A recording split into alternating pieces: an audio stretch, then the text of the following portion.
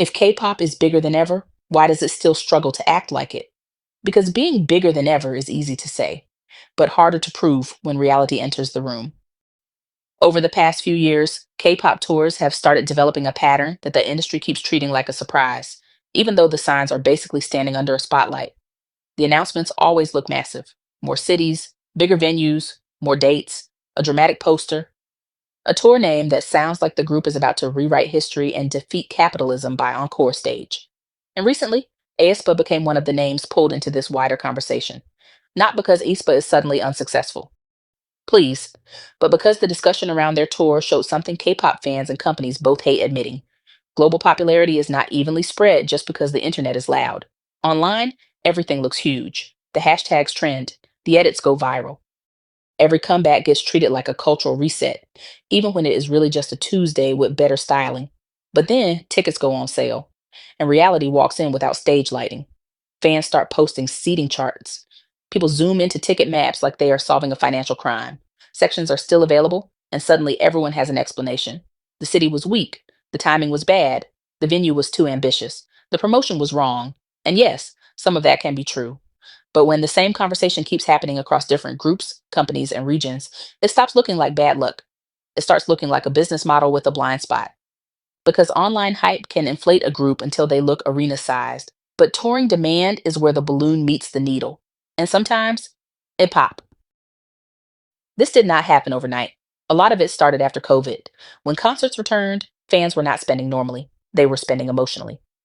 People had spent years watching online concerts, live stream stages, delayed broadcasts, and idols waving into cameras like the whole industry had become one long parasocial video call.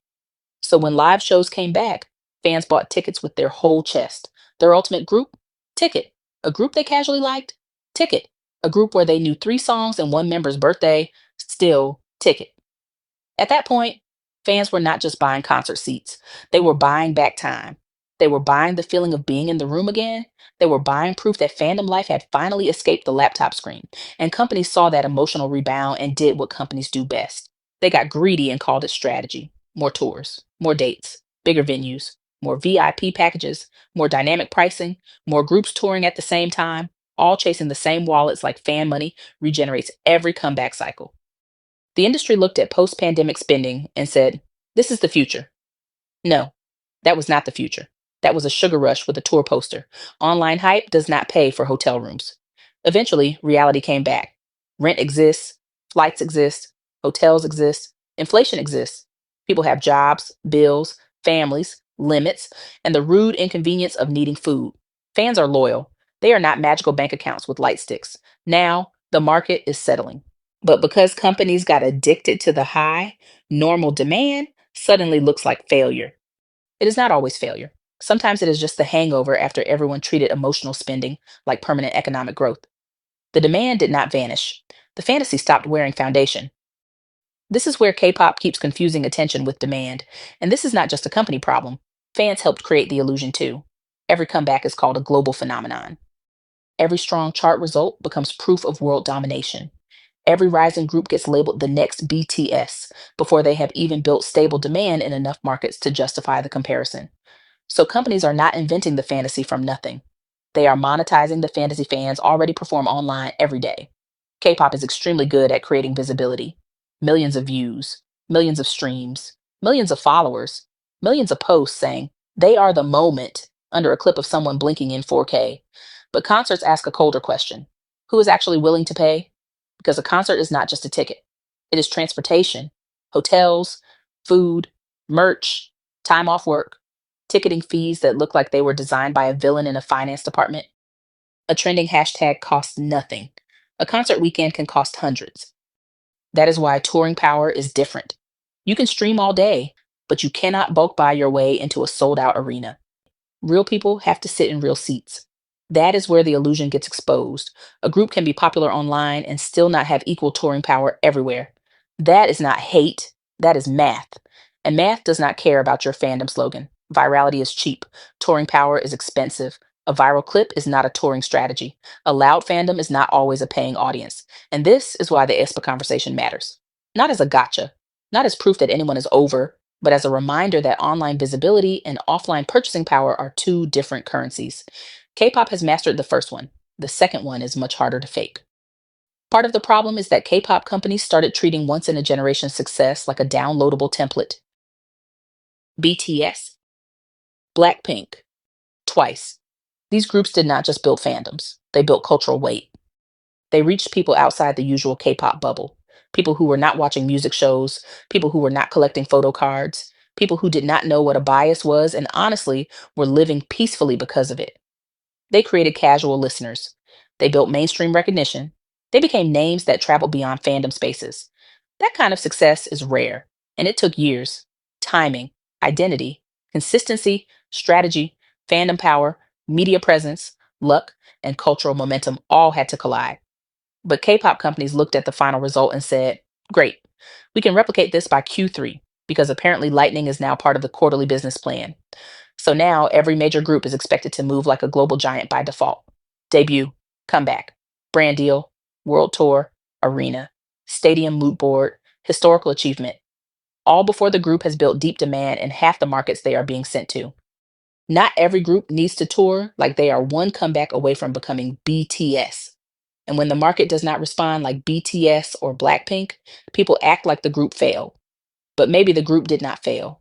Maybe the expectation was wearing platform shoes. Not every successful act needs an arena tour. Not every global fandom has equal buying power in every city. Not every act should be scaled like a multinational corporation because their teaser photos got likes. A smaller venue is not embarrassing. A packed mid sized venue is better than a half empty arena with black curtains doing unpaid crisis management. But K pop has become allergic to looking realistic. Everything has to be bigger, more global, more historic, more record breaking, more first ever, even when the record sounds like it was invented in a conference room because the marketing team needed a headline by lunch. Global demand is not a filter you put over a tour poster, it is built city by city, market by market, year by year. You cannot microwave legacy and then act shocked when the middle is still cold. This is not the downfall of K pop.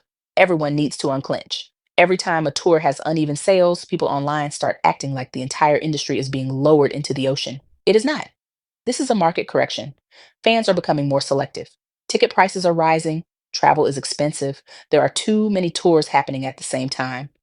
And not every fan can treat every concert announcement like a mandatory tribute to the idol economy. That does not make them fake fans. It makes them people with bills.